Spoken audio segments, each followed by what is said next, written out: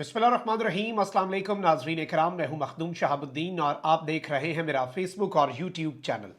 उम्मीद करता हूं आप सब लोग बखैर आफियत होंगे और जहां भी होंगे अपने अहले खाना समेत खुश भी होंगे और महफूज भी।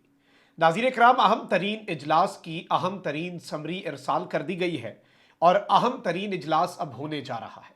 इस सब के अंदर खेल इंतहाई खतरनाक मरहले में दाखिल होने जा रहा है और इमरान खान साहब के लिए अब देखना यह है कि ऑप्शंस किस कदर रह गए हैं, क्योंकि जिस खदशे का इजहार अब से कुछ देर पहले खान साहब ने एक मरतबा फिर खिताब करके किया, वही अब सच होने जा रहा है। इसके साथ ही साथ परवेज खटक ने इमरान खान साहब के खिलाफ एक नया पत्ता फेंका है और एक जानिब तो एक अजीब सी स्टेटमेंट भी आई है परवेज खटक साहब की पार्टी से मुज़क्का खेज, लेकिन वहीं दूसरी जानिब परवेज खटक साहब ने वो जो 190 million pound scandal Al-Qadir university trust case है उस पर लबकुशाई की है और फवाद चौधरी साहब जो कि अगले दिन एफआईए में पेश हुए, 1 बजे गए, 8-9 बजे तक एफआईए वालों ने रखा।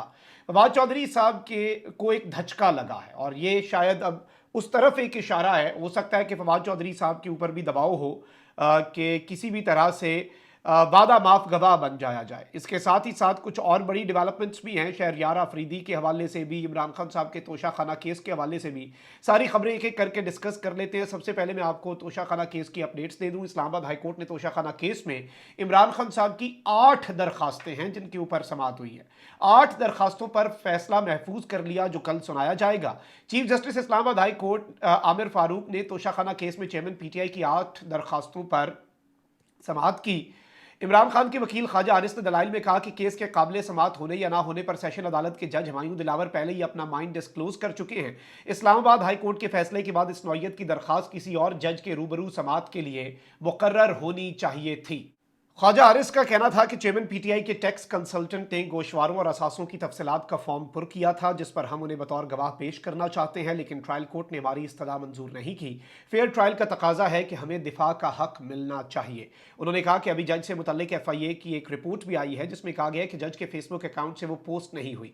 जज हुमायूं दिलावर की फेसबुक पोस्ट से मुतल्लिक एफआईए की यकतरफा रिपोर्ट कबूल नहीं करेंगे। इलेक्शन कमीशन के वकील अमजद परवेज ने ट्रायल कोर्ट के फैसले के दिफा में दलाइल दिए। फरीकैन के दलाइल सुनने के बाद chief justice Islamabad high court ने तोशा खाना केस में इमरान खान की 8 दरखास्तों पर फैसला महफूज कर लिया और यह फैसला कल सुनाया जाएगा और तमाम नजरें होंगी सुप्रीम कोर्ट ऑफ पाकिस्तान के अंदर भी ये केस लगा हुआ है और देखना यह है कि इनका फैसला आता है फिर सुप्रीम कोर्ट में कुछ होता है या सुप्रीम कोर्ट कुछ कर भी सकेगी या नहीं, और सुप्रीम कोर्ट ऑफ पाकिस्तान के फैसले या समाअत से पहले ही कोई कार्रवाई डाल दी जाए, कोई मामला कर दिया जाए। इस हवाले से बहुत से मामला चल रहे हैं और कहने वाले जाहिर बात है पीटीआई की लीगल टीम को नाज़रीन इकराम ये इस वक्त मुकम्मल तौर पर लगता है कि एक फ्रेंडली मैच चल रहा है जज हुमायूं दिलावर साहब और इस्लामाबाद हाई कोर्ट के दरमियान, और ये सिर्फ और सिर्फ पीटीआई के लिए कोई रिलीफ इस्लामाबाद हाई कोर्ट से एक्सपेक्ट ना किया जाए। मैं ऑप्टिमिस्टिक शख्स हूं लेकिन रियलिटी को इग्नोर नहीं कर सकता, लेकिन चले अच्छे की उम्मीद रखते हैं जब तक फैसला नहीं आता। सो लेट्स सी कि ये मामला जो है क्या मामला होगा। अब यहाँ पर दूसरी जानिब पाकिस्तान तहरीक इंसाफ के रहनुमा और साबिक विफाकी वजीर शहरयार अफरीदी को अडियाला जेल से रिहा होते ही दोबारा गिरफ्तार कर लिया गया। अडियाला जेल इंतजामिया की जानिब से बताया गया कि Lahore high court Rawalpindi bench के अहकामात पर अमल दरामद करते हुए हमने शहरयार अफरीदी को रिहा कर दिया। ताम शहरयार अफरीदी को जेल से रिहाई के फौरी बाद दोबारा गिरफ्तार कर लिया गया। पंजाब पुलिस ने अडियाला जेल के बाहर से शहरयार अफरीदी को गिरफ्तार किया। शहरयार अफरीदी के वकील का कहना था अडियाला जेल के बाहर कि शहरयार अफरीदी को पंजाब पुलिस ने दोबारा गिरफ्तार किया है और ये उनके वकील का मौक़िफ़ है कि उन्हें अपने मौक्किल से बात भी नहीं करने दी गई। और इस सब के अंदर कहा गया है कि 3 दर्जन के करीब पुलिस एहलकारों ने शहरयार अफरीदी साहब जो है उन्हें अरेस्ट किया है। खान साहब ने शहरयार अफरीदी के अरेस्ट की फुटेज जो है वो शेयर की है और उन्होंने साथ लिखा है, I've lost the count of times Shahryar Afridi has been re-arrested by authorities after having his arrest suspended by the court। मुझे अब तो मैं गिन भी नहीं सक रहा और मैंने काउंट अब I've lost the count और मुझसे अब गिना भी नहीं जा रहा कि शहरयार अफरीदी को अदालती अहकामात पर रिहा किए जाने के बाद कितनी मरतबा री अरेस्ट किया गया। The people of Pakistan are watching the injustice, their public representatives are being put through only because they refuse to renounce PTI or become approvers against me. Public will respond to this blatant fascism on the polling day इंशाल्लाह। लोग देख रहे हैं, लोग ये सब कुछ समझ रहे हैं और इस सब के अंदर पब्लिक जो है वो इस खुल्लम खुल्ला और धड़ल्ले से की गई फस्तायत का बदला वोट वाले दिन लेंगे, क्योंकि लोग ये सब कुछ समझ भी रहे हैं और लोगों को ये सब कुछ बहुत बेहतरीन अंदाज में समझ भी आ रहा है। अब जरा नाज़रीन इकराम कुछ और बड़ी आम तरीन डेवलपमेंट्स में आपके सामने रख दूं। आपको पता है कि एक केस है तौहीन अदालत का केस, और ये इमरान खान साहब, असद उमर और फवाद चौधरी साहब के ऊपर है। इस केस के अंदर खान साहब पे परसों फर्द जुर्माइद होना थी, फिर खान साहब अपने मेडिकल कंडीशंस की वजह से पेश नहीं हो सके। 22 तारीख को फर्द जुर्माइद होना है। वैसे कल अब खान साहब ने तोशा खाना का केस भी देखना है, भुगतना है। इसके साथ ही साथ इस्लामाबाद हाई कोर्ट और सुप्रीम कोर्ट में भी सेम ये केस चला हुआ है और लगा हुआ है। इस्लामाबाद हाई कोर्ट ने भी अपना महफूज फैसला सुनाना है। इसके साथ ही साथ खान साहब को इलेक्शन कमीशन ने इंट्रा पार्टी इलेक्शंस ना करवाने पर भी कल तलब कर लिया हुआ है 4 अगस्त बरोज जुम्मा। और इमरान खान साहब को इलेक्शन कमीशन ने बुलाया हुआ है, और अगर ऐसा ना हुआ और इलेक्शन कमीशन को ठीक ना लगा तो इलेक्शन कमीशन पीटीआई को नाअहल कर देगी कि वो इलेक्शन सिंबल ले सके। वहीं दूसरी जानिब फवाद चौधरी साहब जो है उन्होंने माफ़ी मांग ली हुई थी इलेक्शन कमीशन से जो मामलात हैं उनके ऊपर, और इलेक्शन कमीशन के जो सूरत हाल है उसके ऊपर भी कि इलेक्शन कमीशन ऑफ पाकिस्तान जो है उससे जो तौहीन इलेक्शन कमीशन का केस था फवाद चौधरी साहब का। अब अगले दिन फवाद चौधरी साहब पेश हुए और ये इम्कानात थे, और कुछ साफ़ियों ने रिपोर्ट भी किया, और ऐसे साफ़ी भी जो नून लीग के करीब समझे जाते हैं, उन्होंने कहा कि फवाद चौधरी साहब से कुछ ना कुछ ऐसी बात निकलवाने की कोशिश होगी जो इतनी ज़्यादा देर फवाद चौधरी साहब को FIA ने रखा अपने पास, और गालिबन वो बात फवाद चौधरी साहब नहीं कर रहे थे जो ये करवाना चाहते थे। आप यहाँ से समझ रहे हैं ना। तो अब यहाँ पर मैं आपको ये बता दूं कि इलेक्शन कमीशन ने साबिक वजीर इत्तलात फवाद चौधरी की तौहीन इलेक्शन केस में माफ़ी मुस्तरद कर दी है, और chief election commissioner Sikandar Sultan Raja की सरबराही में 5 रुकनी कमीशन ने फवाद चौधरी की माफ़ी की तहरीरी दरखास्त पर फैसला जारी करते हुए साबिक विफाकी वजीर को शोकाज नोटिस का जवाब 15 अगस्त तक जमा करवाने का हुक्म दे दिया। इलेक्शन कमीशन का कहना है कि फवाद चौधरी ने तहरीरी माफ़ी जमा करवाई। फवाद चौधरी ने मशरूत माफ़ी मांगी, लेकिन इसमें किसी अफसोस का इजहार नहीं किया गया। जारी बयान में कहा गया कि फवाद चौधरी ने इलेक्शन कमीशन के खिलाफ तौहीन आमेज इल्जामात लगाए और तौहीन आमेज रिमार्क्स दिए। यह मामला हसास नौयत का है, इस पर मशरूत मुआफ़ी से तलाफी नहीं हो सकती। और इलेक्शन कमीशन ने इस केस के अंदर फवाद चौधरी के नाकाबिल जमानत वारंट गिरफ्तारी जारी किए थे। फवाद चौधरी ने इलेक्शन कमीशन में पेश होकर माफ़ी मांग ली थी, लेकिन इस सब के अंदर अब इन्हें तहरीरी माफ़ी लिखकर जमा करवाने का हुक्म दिया गया था, और इन्होंने तहरीरी माफ़ीनामा दिया। लेकिन अब यहाँ पर सवाल ये पैदा हो रहा है, और बहुत से लोगों को ये कंसर्न है और ये समझा जा रहा है, और ये इस वक्त बहुत से लोगों का मानना है कि फवाद चौधरी साहब पर भी कोई बयान देने के लिए ये प्रेशर हो सकता है। और फवाद चौधरी साहब जो हैं उस सब के अंदर मैं आपको ये बता दूं कि इस सारी की सारी सूरत हाल के अंदर लेट्स सी कि फवाद चौधरी साहब के साथ क्या मामला चल रहा है। लेकिन वहीं दूसरी जानिब परवेज़ खटक साहब जो है उनकी सियासी जमात ने एक बड़ी अजीबो गरीब और मुज़हिका खेज सी ऑफ़र की है पाकिस्तान तहरीक इंसाफ को, इमरान खान साहब को, और PTI पार्लियामेंटेरियंस ने आम इंतखाबात के लिए PTI को इत्तेहाद की पेशकश कर दी है। और तहरीक इंसाफ पार्लियामेंटेरियंस के तर्जुमान ज़ियाउल्लाह मंगश ने कहा है कि PTI से आम इंतखाबात में इत्तेहाद के लिए तैयार है, और आम इंतखाबात के लिए 19 अगस्त से अवामी राब्ता मुहिम का आगाज़ करेंगे। पार्टी तर्जुमान ने कहा कि अवामी राब्ता मुहिम के दौरान खैबर पख्तूनख्वा के तमाम अजला में जलसे करेंगे, और इलेक्शन में हर हल्के से उम्मीदवार मैदान में उतारे जाएंगे। और इस सब के अंदर देखते हैं कि ये क्या करते हैं। लेकिन परवेज़ खटक साहब की स्टेटमेंट मैं समझता हूं कि इस कॉन्टेक्स्ट के अंदर ज़्यादा इंपॉर्टेंस की हामिल है। अच्छा नाज़रीन इकराम, मैं आपको ये बता दूं कि परवेज़ खटक साहब ने जो स्टेटमेंट दी है वो अलार्मिंग भी है, और इन्होंने दावा किया है कि अलकादिर ट्रस्ट के मामले पर काबीना से झूठ बोलकर मंजूरी ली गई।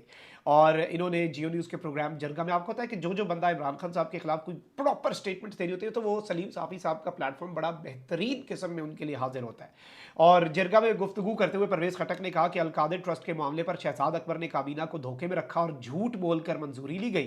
परवेज़ खटक का कहना था कि काबीना इजलास में एक लिफाफा दिखाकर हमें बताया गया था कि मनी लॉन्ड्रिंग का लंदन में पकड़ा गया पैसा कौमी खजाने में जमा होगा। बरतानवी हुकूमत के साथ मुआहिदा है और सारी रकम जो गालिबन 190 मिलियन पाउंड थी वो कौमी खजाने में जमा होगी। इस मामले पर हमसे गलती हुई। साबिक वज़ीर आला खैबर पख्तूनख्वा ने कहा कि काबीना मीटिंग के अगले रोज़ हम 2-3 विफाकी वज़रा बैठे थे, और उधर जब ये बात सामने आई तो मैंने कहा कि आप लोग खुद तो नहीं कह सकते थे तो मुझे बता देते, मैं इस मामले को काबीना में उठा लेता, लेकिन उस वक्त तक ये मामला हमारे हाथ से निकल चुका था। बाद में इस मामले पर आवाज़ उठाने से मुतल्लिक सवाल पर परवेज़ खटक ने कहा कि आपको शायद इमरान खान के बारे में नहीं पता। अगर कोई उन्हें सच बता दे तो उन्हें बुरा लगता है, क्योंकि वो जब फैसला कर लेते हैं तो वो नहीं चाहते कि कोई उनके फैसले के खिलाफ बात करे। यानी अब हमें काके बनने का सबका टाइम आ गया। तोशा खाना के तहफ़ के वाले से इन्होंने कहा कि तोशा खाना के तहफ़ के वाले से एक कानून है, उसकी कीमत लगाई जाती है और फिर उसे खरीद लिया जाता है, लेकिन तमाम तर कवानीन को बलाए ताक रख कर तोशा खाना के तहफ़ बेचना काबिल शर्म हरकत थी। अब इन्हें समझ लग रही है क्या क्या काबिल शर्म था। इन्होंने इस सब के अंदर जो बातें कही है वो जाहिर बात है कोई ज़्यादा हैरत ज़दा करने वाली तो नहीं है, क्योंकि सब समझ आ रही है सबको और बड़े बेहतरीन अंदाज में लोगों को समझ आ रही है कि मामला क्या है, क्या रंग है, क्या रूप है। सो लेट्स सी कि ये क्या करते हैं, क्योंकि इतना कुछ इमरान खान साहब के खिलाफ हो चुका है, लेकिन इसके बावजूद जिसे अल्लाह रखे उसे कौन चखे। इमरान खान के खिलाफ ये जो कुछ भी कर रहे हैं वो सब कुछ नाकाम हुआ है, और बड़े ऐसे ऐसे तरीकों से नाकाम हुआ है कि आपको यकीन हो जाए कि भाई अल्लाह की ज़ात है, वो बेस्ट प्लानर है, उसका मंसूबा अपना होता है। ज़मीन पे बैठे लोग जो मंसूबा बनाए, ये हर चीज़ दबरदूस हुई है।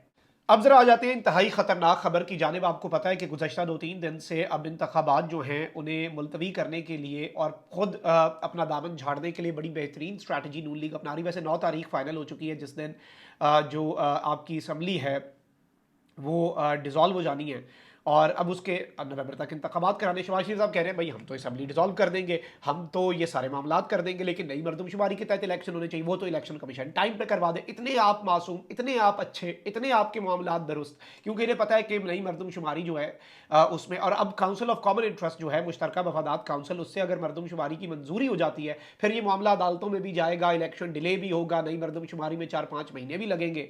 और अब उसके लिए बाज़ाब्ता तौर पर बातों से निकलकर, क्योंकि खान साहब अब ये बात लगातार कर रहे हैं कि इन्होंने इलेक्शन डिले करने हैं, मामला आगे चला गया है, क्योंकि वजारत मनसूबाबंदी और तरक्की ने 2023 में होने वाली पहली डिजिटल आबादी और हाउसिंग मरदमशुमारी की मंजूरी के लिए मुश्तरका मफादात काउंसिल का इजलास बुलाने के लिए समरी इरसाल कर दी है। अब ये कैसे हो सकता है, क्योंकि इसमें आप देखें पंजाब और खैबर पख्तूनख्वा में तो निगरान हुकूमतें, इलेक्टेड गवर्नमेंट है ही नहीं, वो किस तरह से अपने लोगों के मफादात का तहफ़्फ़ुज़ कर सकते हैं मुश्तरका मफादात काउंसिल में। लेकिन इस मुल्क में कुछ भी हो सकता है। पाकिस्तान ब्यूरो ऑफ स्टेटिस्टिक्स जो है, जो कि महकमा शुमारियात है, उसने मरदमशुमारी मुकम्मल करके इसके नताइज भी मुकम्मल कर लिए हैं, जिन्हें अब मंजूरी और रानुमाई के लिए काउंसिल ऑफ कॉमन इंटरेस्ट को भेजा गया है। आला सरकारी ज़राए ने इस बात की तस्दीक की है कि वजारत मनसूबाबंदी की तरफ से भेजी गई समरी के जरिए CCI सेक्रेटेरिएट और कैबिनेट डिवीजन को आगाह किया गया है कि मरदमशुमारी का तमाम काम मुकम्मल कर लिया गया है। सरकारी समरी तैयार करने और फिर अरसाल करने का फैसला वाज़े तौर पर जाहिर करता है कि हुकूमत अपनी मुद्दत पूरी होने से कबल ही काउंसिल ऑफ कॉमन इंटरेस्ट का इजलास बुलाने के लिए पूरी तरह तैयार है। इससे कबल CCI का इजलास 2 अगस्त को मुनक्किद करने पर बात हुई थी, ताहम ऐसा ना हो सका, लेकिन अब नताइज की मंजूरी के लिए समरी भेज दी गई है, जिससे आइंदा आम इंतखाबात के इनेकाद के हवाले से शहबाज शरीफ की ताज़ा तरीन बयान के बाद पेचीदगियां पैदा होंगी, मामलात कॉम्प्लेक्स होंगे, और मरदमशुमारी के नताइज पेश किए जाने के हवाले से 3 इम्कानात पैदा हो सकते हैं। या तो तमाम स्टेक होल्डर्स की जानिब से की गई संगीन खामियों की बुनियाद पर नताइज मनसूख कर दिए जाएं, या फिर नताइज की मंजूरी के बाद हल्का बंदियां कराने के नतीजे में इलेक्शन में ताखीर हो जाए। तीसरा इम्कान यह है कि एक कमेटी तश्कील देकर तमाम मामलात को मुनासिब अंदाज से इस अंदाज में हल कर लिया जाए जो तमाम स्टेक होल्डर्स के लिए काबिल कबूल हो। देखते हैं होता क्या है, लेकिन इनसे कोई अच्छे की उम्मीद नहीं है। वारदाती लोग हैं और पता नहीं जाते जाते अब क्या वारदात डालते हैं, लेकिन ये बाज़ाब्ता कदम उठ गया है। सबसे अहम platform council of common interest होता है, उसका इजलास बुलाने के लिए समरी मूव हो गई है। अपना बहुत ख्याल रखें। अल्लाह निगहबान पाकिस्तान।